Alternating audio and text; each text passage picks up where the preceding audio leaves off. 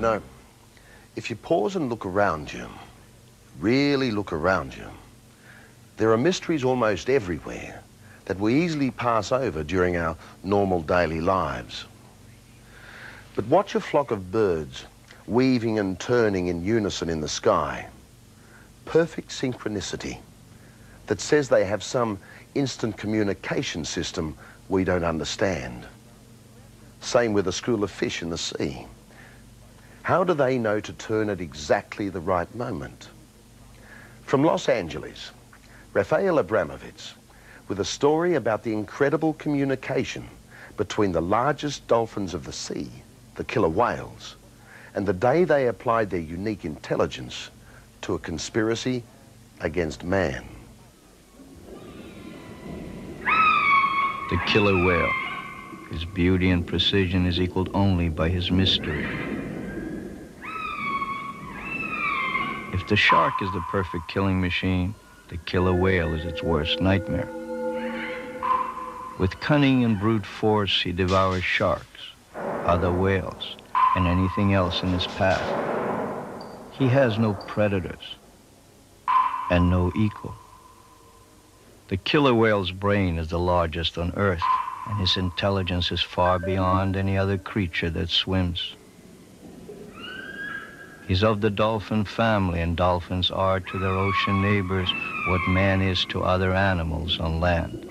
They have an intellect and language sophistication that are light years ahead of all else in the sea, and far beyond most creatures that walk. Man's science is yet to fully understand the extent of their intelligence, and we can only wonder at an underwater communication system of vocal and/or telepathic signals that defy our understanding. Australian marine behaviorist Steve Arnott. When you're in the depths of the ocean, they can actually talk to each other over great distances. Whether it's telepathic or whether it's actually just sound waves, researchers believe that dolphins and maybe orcas can actually send pictures to each other. It's mind pictures. It is important to know these things as we enter this story. It is about an incident that took place not long ago at the famous tourist attraction in San Diego called SeaWorld. Something very eerie happened. Actually, a series of very eerie things happened, which culminated in this dramatic scene caught on videotape. Notice how the killer whale emerging from the water first seems to pause in midair, rolls to his right, and comes down mightily on the trainer riding the other whale.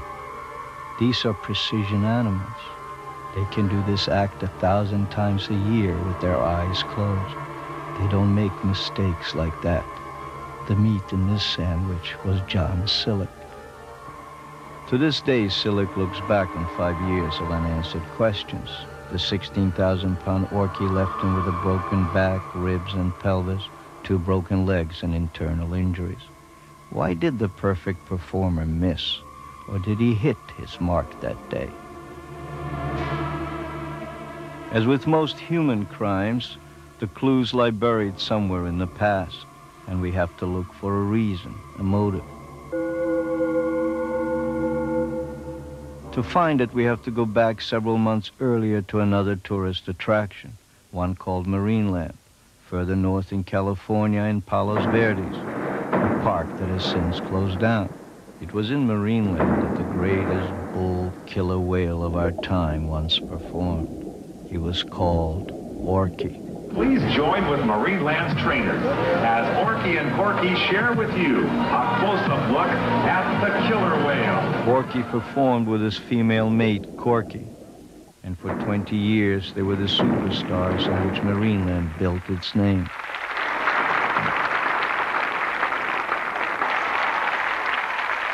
The killer whale Orky and his mate had a husband and wife relationship. While Orky was fearsomely dominant, he was also ferociously protective of Corky. Their baby, born some years earlier, had fallen fatally ill soon after birth. It refused to eat, and both Orky and Corky showed visible signs of grief. It's significant to the story that in its final hour, the baby was taken away in a sling, never to return. The trainer, Gail Lawley, would speak of the closeness of the parents after the tragedy. You know, it was a nice thing about them. I mean, he was a very dominant animal, but he also took care of her. Marineland liked them, and they seemed to be content in Marineland. But then one day in 1987, Marineland was sold, bought out by a competitor, and suddenly closed down. Life was about to change drastically for Orky and Corky. They would be removed from their tank and shipped south to San Diego's SeaWorld.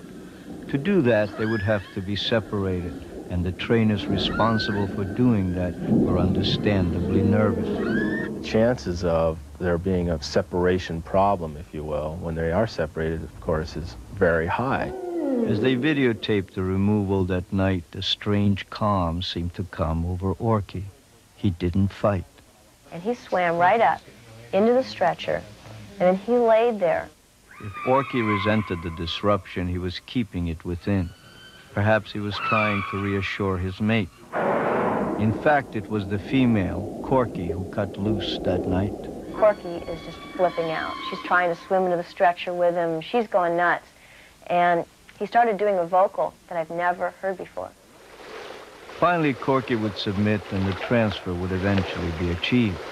Meanwhile, down in SeaWorld, other killer whales were about to have their world intruded upon. They were the 5 females, 2 of them stars named Candu and Shamu. They were the split-second performers who drew 1 million or so people to the park every year.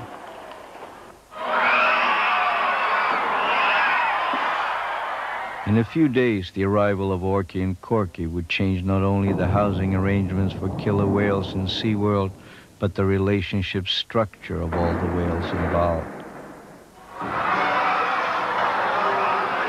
And from the moment Orky and his mate were installed in their tanks beside the show arena, the tension grew.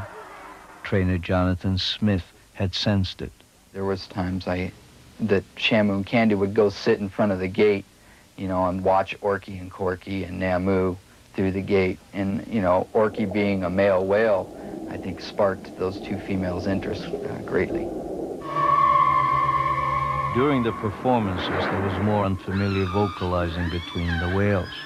Something wasn't normal in the relationship between killer whale and killer whales, and between killer whale and man. Sometimes underwater, when you were underwater, you could hear them vocalizing, and I'm sure maybe they were talking with each other. And then, during a performance a few weeks after Orky and Corky's arrival, it happened. Jonathan Smith was the first target. Attacked first by 1 whale, and then the attack was joined by a second. The attackers were Candu and Shamu. And I got to the surface, and then one hit me very hard from the side. It was like being hit by a train. And then I was dragged right back down to the bottom, and the other one joined in about halfway down.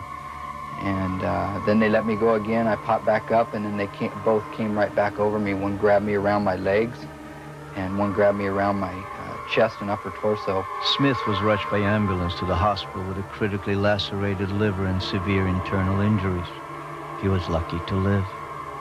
The trainers hoped it was an isolated incident, but it was just the beginning of a tense and dangerous period at SeaWorld. Aggressive behavior by whales continued through the summer, and then they escalated. There was the near-tragic hit on trainer Joanne Weber. There were no less than 14 incidents of aggression between August and mid-November. Then came November 21st. That was the day the greatest of all the bull killer whales, Orky, apparently could no longer contain the summer of his discontent. The victim was trainer John Sillick. When Orky finally made his move, it had all the timing and cohesion of a meticulously planned ballet, a choreographed maneuver that blended so seamlessly into the act that nobody in the audience that day believed he had seen anything other than a tragic accident. Orky came out of the water in a breach formation, in an unusual spot, in an unusual way, and he simply just came down on top of me. Yet to execute with the precision seen on his videotape, The trainers and expert dolphin behaviorists agreed this killer whale needed more than angry opportunism. He needed the cooperation of the partner in his act. He needed communication, a signal, a preconceived plan, inspired by something buried somewhere in the past.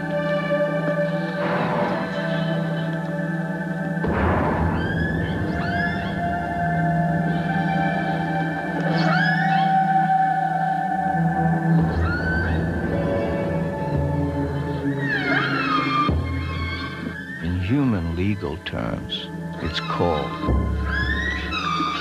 premeditation.